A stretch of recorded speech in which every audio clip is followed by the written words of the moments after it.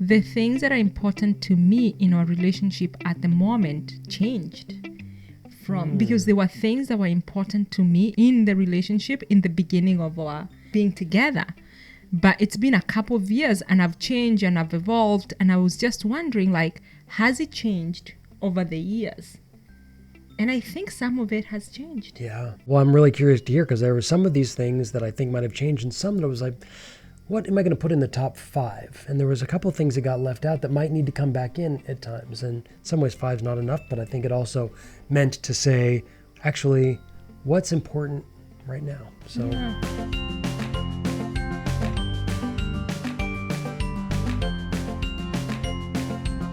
Hello and welcome to this week's episode of the Interracial Couple podcast. Where it's not all black and white. My name is Sarah. And I am Matthew. And today we continue our journey through the Lover's Journal, which is a journal for lovers, for couples, a guided journal that really supports all of us towards a healthier relationship. And besides just being healthy, unlike granola or unlike chard, unlike wheatgrass juice, doing the Lover's Journal is such a wonderful pleasure.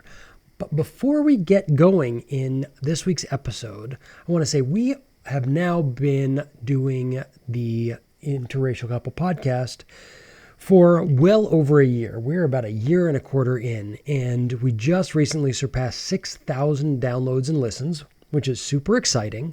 But, you know, the only way that with all the noise and all the things that are out there for our attention, the only way that a small podcast like ours grows is when you, our loyal listeners, share what we're doing with your friends, your circle, your community, people you think would love to be a part of this, would love to listen, would love to tune in every week. So we just want to ask you, if you like what you hear here, please do share a little bit of love on social media, on Instagram, on Facebook, wherever your people hang out.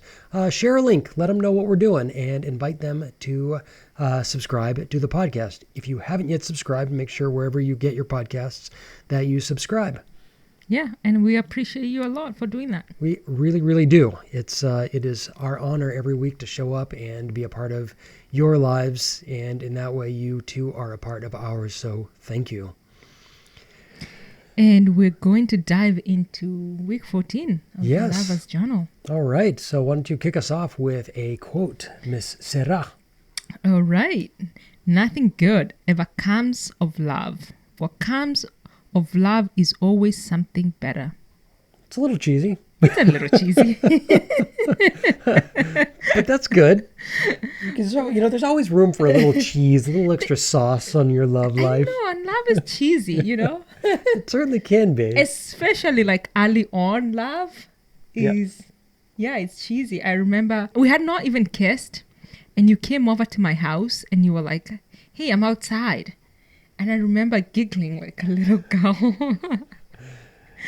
Being like, ooh, I'm going outside to say hi to Matthew. And yeah, it was in the way, it was like a little cheesy in the way we were behaving. And of course, we still behave that way, but not. But you know what? Yeah, we do and we don't. You're right. It's matured a bit. But I think that's one of the things that we've kind of brought in to the journal and our journaling that we're doing this year together with the Lover's Journal, is that we are kind of revisiting some of those things and bringing a real intentionality to it. And I was just thinking today, like actually how fortunate I feel that we both kind of make an effort to keep some of the cheese in our love life, because why not? It's so easy to become cynical. It's so easy to be like, oh, we're adults now, we have to act like adults. And that can just, I know, it's so easy to start doing adulty things and forget the small things that you said in the beginning of the relationship when you're like deep into it. And the good thing about doing this journal, doing the Lover's Journal for couples, is that it actually does remind me of, like, every other week, like I'm reminded of our relationship in the beginning. I'm paying more attention to our relationship when I do the journal, you know. I get to be reminded of those happy times. It's still happy times, but those those feelings that I have, other than just going through my day without thinking about our relationship. Yeah, there's something really to it. And it's funny as we talk about it here, sometimes I think, oh my God, it sounds like such a belabored plug for this couples journal that we've put together. But yet at the same time, literally we do this every week and it is so much fun. And just today, I actually just posted on my personal Facebook page pictures from our home date night, our stay-at-home date night that we did a couple weeks ago. And I finally got around to posting because I'm not good at that stuff. First of all, it just felt good to be like, oh gosh, we did this. And then the way people came around to comment was like, oh, that sounds like so much fun. And the truth is, it was so much fun. It was so much fun. I've been like thinking about like the highlights of those nights, and I'm like, I want to do that again, you know? So we are, by the way, it's not part of our monthly challenge for the third week or third month of our Lover's Journal. It's going to be a little different because I'm on the cooking side, so we might be having pizza for dinner and salad, but yeah, I don't know what I'm gonna cook. I'm definitely not going to make it as fancy as when you cook, but I'm gonna put some effort in, and I think we'll have fun. It's gonna be different because it's Sarah doing it, and it's Sarah doing the cooking, and Sarah doesn't know how to cook very well. So it's. But I am thrilled, and I kid you not. So just one little story before we get in was early on in our relationship, I did most of the cooking, and at one point Sarah was like making eggs. And she would regularly make, when she would spend the night, she would get up and sometimes she would make eggs.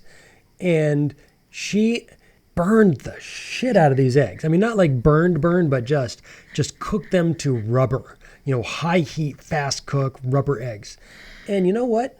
I'll tell you what, they were not delicious eggs. You pretended they were delicious. I did not pretend that they were delicious. What I did was I appreciated so much that you made me eggs. I was so happy that they didn't have to be delicious. It came from a place where you were doing that for me. And I was so grateful that even thinking about, this week we're going to do a home date night and you're cooking. I swear that I will enjoy it no matter what. And this is not like, first of all, I have a very forgiving palate, but also because that's not only about are you going to make something like seared scallops with whatever, I don't even remember what I did with a shallot sherry sauce or something. That was pretty dang good. But literally frozen pizza, I will eat it with so much happiness because we're doing a home date night. Oh, that's so sweet of you. That's the truth. I know. Once again, and the pizza might be cheesy. I'm definitely cheesy, but here we go. Anyway. So week 14 in the Journal for Couples, the Lover's Journal, it was list 5 things that are top of the list important to you in your relationship. And this was really fun to kind of think about, to see actually what is important to me. And I'm grateful that I feel like I have these in our relationship. Yeah.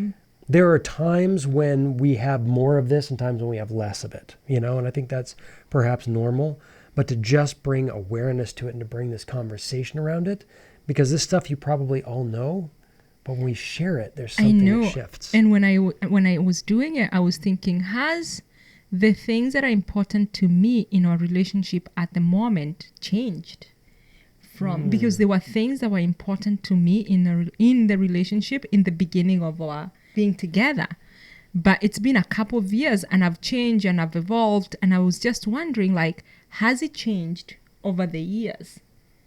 And I think some of it has changed. Yeah. Well, I'm really curious to hear, because there were some of these things that I think might have changed, and some that I was like, what am I going to put in the top 5? And there was a couple of things that got left out that might need to come back in at times. And in some ways 5 is not enough, but I think it also meant to say, actually, what's important right now. So one of them was going to bed at the same time.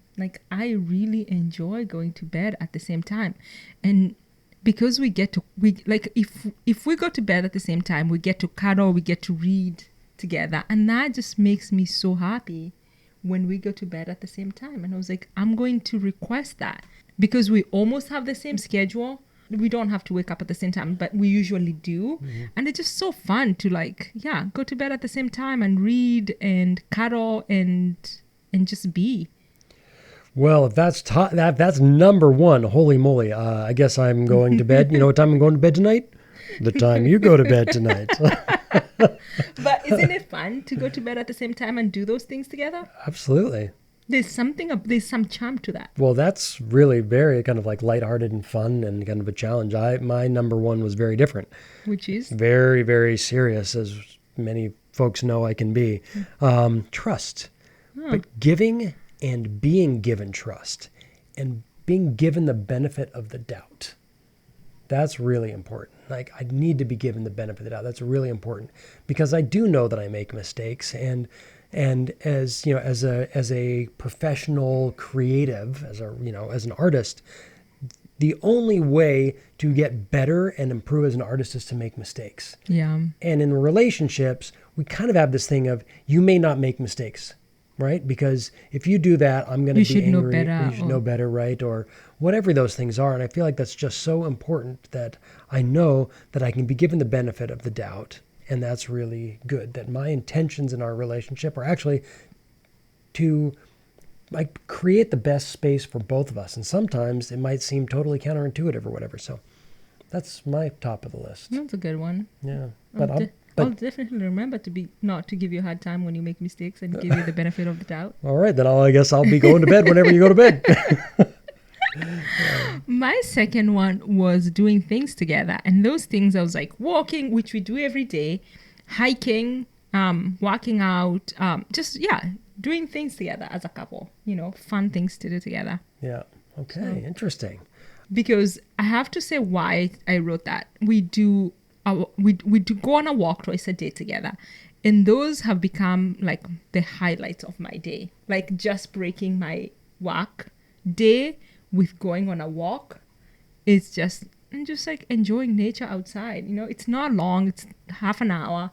And it just makes me happy. Well, nice. Well, I am just going to underline that for myself and our listeners, that a walk with me twice a day is your highlight. So just saying, I'm going to feel good about that.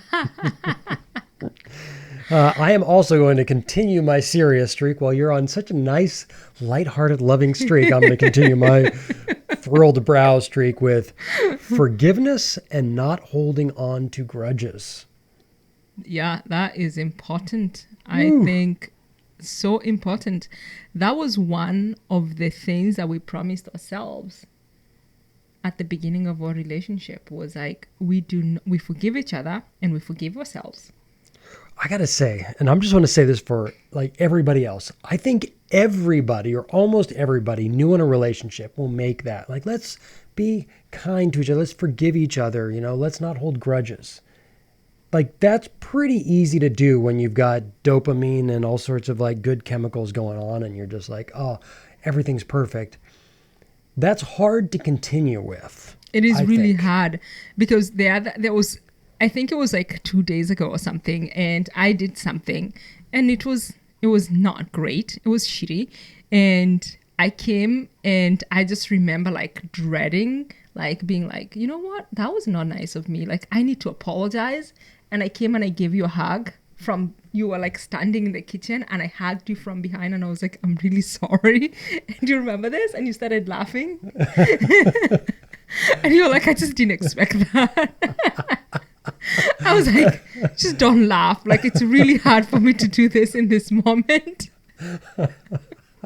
That's funny because you do like an apology is not something that you rarely speak out loud. And I've actually had to get comfortable knowing that your apology sometimes is defending yourself for 5 minutes in like a really funny, obstinate way.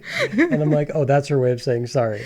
So you definitely got me off guard, and I was really appreciative of it. It really meant a lot to me. And as living up to my number 2, I forgave you. Yeah, you did.